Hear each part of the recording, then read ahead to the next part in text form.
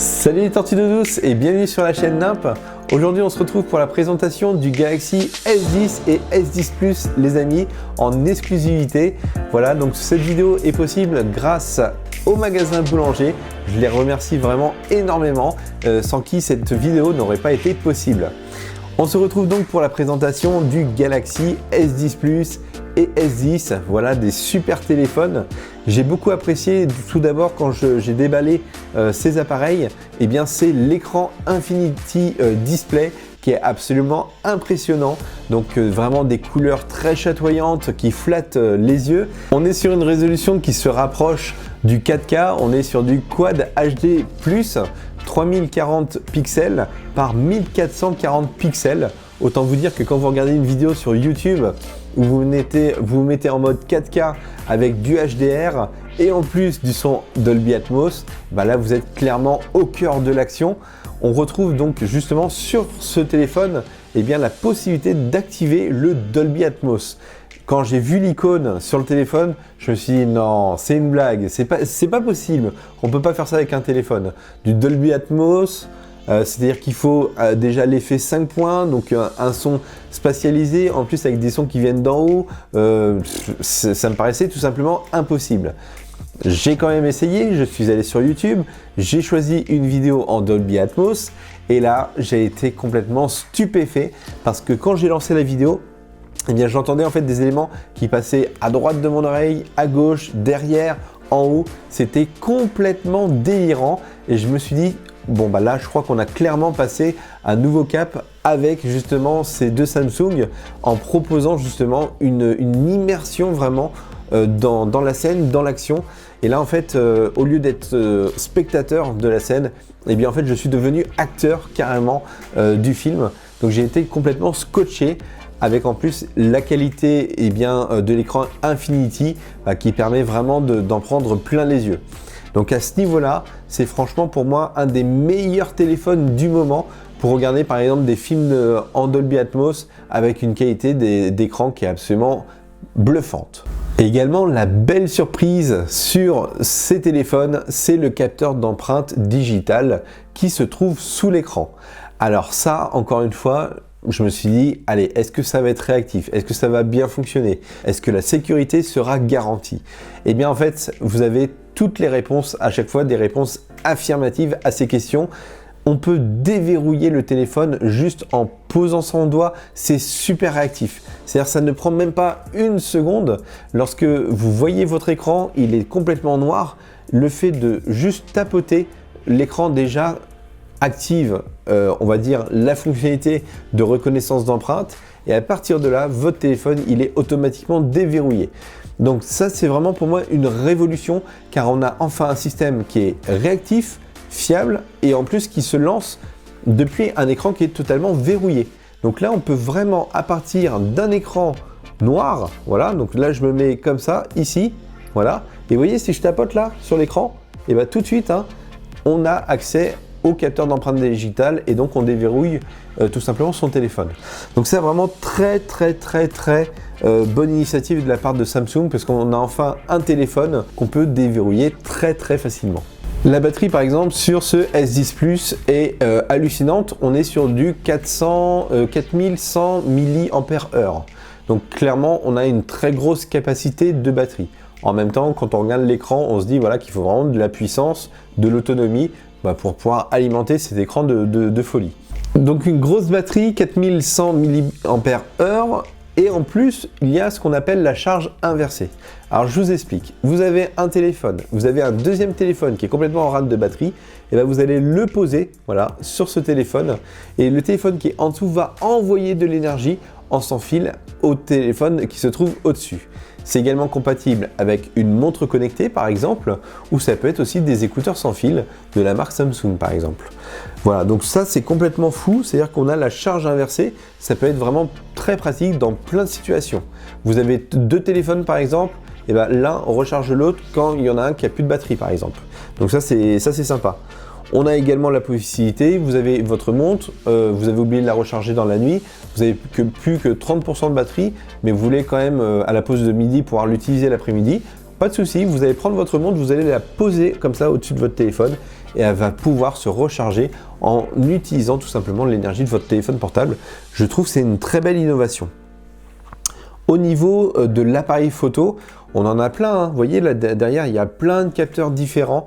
Donc on est sur du 12 mégapixels, donc dual pixel, avec aussi le zoom OIS avec une ouverture de 2,4 points. Donc ça c'est pas mal parce qu'on va pouvoir avoir un très beau flou de bokeh. Donc l'appareil photo est vraiment très performant avec un très beau piqué dans l'image, vraiment très intéressant. Et ce que j'aime, c'est qu'on peut choisir les différents angles. Donc on a un très grand angle, on a un grand angle et également un téléobjectif un peu zoom qui vous permet un peu d'aller chercher un peu plus les détails quand vous faites par exemple de la photo de fleurs par exemple. La capacité de ce téléphone est complètement folle, on est enfin arrivé au 1 Tera de stockage. Donc ça c'est complètement le futur parce que vous allez pouvoir vraiment engranger énormément de photos et de vidéos dans ces téléphones et de manière à pouvoir justement s'économiser l'effort à chaque fois de retransférer par exemple tous les soirs ces clichés sur son téléphone.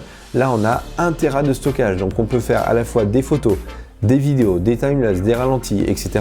Également tout ce qui est productivité, donc enregistrer des fichiers, donc ça peut être des fichiers PDF par exemple, télécharger des images sur internet ou des textes, et tout ça vous allez avoir jusqu'à 1 Tera de stockage, et 1 Tera de stockage qui est très rapide en plus, hein. Donc le temps d'accès à vos différents documents va se faire de manière très rapide et donc de manière très confortable. Au niveau de la mémoire vive, on est sur du 6, 8, 12 gigas de mémoire vive.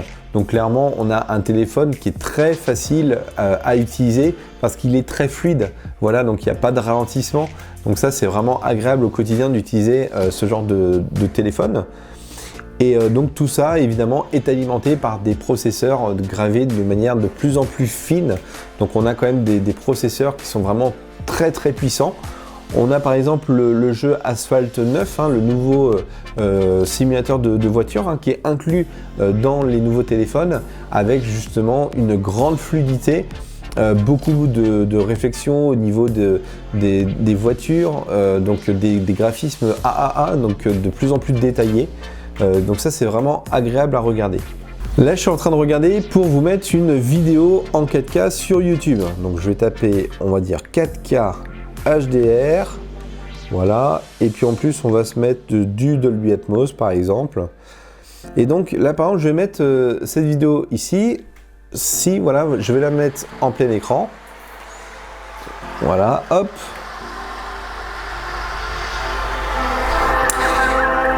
Et donc quand je l'ai en plein écran, eh bien je vois en fait qu'il y a le petit appareil photo, voilà, qui vient en fait se greffer, se mélanger à l'image YouTube. Alors c'est vraiment très bien fait. Il y a certains constructeurs qui ont préféré par exemple faire le système de clapet, c'est-à-dire qu'on fait un petit slide vers le haut et du coup il y a l'appareil photo qui sort au-dessus du smartphone. Bah là clairement Samsung a voulu faire une fusion entre l'écran et l'appareil photo. Voilà, donc il n'y a plus cette idée de notch, hein, d'encoche que beaucoup en fait détestaient. Moi le premier, je trouvais ça vraiment pas beau du tout. On avait une grosse encoche en haut de certains smartphones. Là, Samsung a fait disparaître complètement cette encoche de manière à pouvoir intégrer l'appareil photo à l'intérieur de l'écran. Donc c'est vraiment bluffant. En termes de design, c'est quand même assez réussi. Même si c'est vrai que quand on regarde une vidéo YouTube en 4K en plein écran, on verra toujours des petites taches noires qui viendront un petit peu gâcher la totalité en fait de l'image. Alors au bout d'un moment en fait on finit par s'y habituer, voilà. Mais c'est vrai que peut-être qu'on aurait préféré avoir ce système un peu d'appareil photo qui sort du smartphone de manière motorisée. Je pense que ça me paraît quand même être la meilleure des solutions de manière à pouvoir profiter pleinement des programmes, des vidéos en haute définition. Donc j'ai eu l'occasion de faire des super ralentis, j'ai essayé aussi la fonction hyperlapse, donc il y a l'hyperlapse ralenti, super ralenti, le mode vidéo entièrement stabilisé à la manière de la GoPro. Et là pour le coup tout ça, les capteurs fonctionnent vraiment très bien. Là je suis vraiment tout près de mon visage et pourtant je me vois comme si j'étais sur la caméra qui me filme en ce moment. Donc c'est totalement bluffant ce grand angle. Par contre, le téléobjectif, franchement, ne vous permettra pas de prendre en photo, on va dire des oiseaux par exemple, où vous voyez au loin l'océan et vous les zoomez un petit peu. Franchement, ça ne sera pas possible. Donc dans l'ensemble, j'ai trouvé quand même l'appareil photo très satisfaisant, vraiment très bon. Peut-être pas le meilleur appareil photo pour smartphone. Je vais peut-être laisser la première place quand même à iPhone, parce que iPhone a vraiment encore des possibilités de prise de vue qui sont complètement folles. Et pour moi, on va dire un léger cran au-dessus de ce dernier Samsung. Donc voilà, il aura quand même la deuxième position, c'est quand même pas mal. Mais voilà, dans l'ensemble, je trouve qu'il y a encore des améliorations. Mais pour moi, il y a encore des améliorations à faire concernant ce smartphone. Donc ma conclusion, j'ai beaucoup apprécié quand même ces deux téléphones. Je vais plutôt préférer celui-ci pour son côté compact, côté prise en main. Voilà. Et je vais plutôt préférer le S10 Plus plutôt pour regarder des films et également pour pouvoir lire, c'est beaucoup plus confortable. On a un peu l'effet tablette qu'on ne retrouve pas ici parce qu'on est sur un téléphone voilà, qui est fait pour être discret dans la poche. Voilà, être assez compact, plutôt léger. Donc vous voyez ici, là, à ma gauche, j'ai le Note 8 et ici, j'ai le S10 Plus. Voilà, donc on voit vraiment. Le Note 8 est légèrement plus grand, mais en termes de taille d'écran, franchement, on est sensiblement identique. Donc voilà, donc le Note 8, il est légèrement plus grand que ce S10 Plus.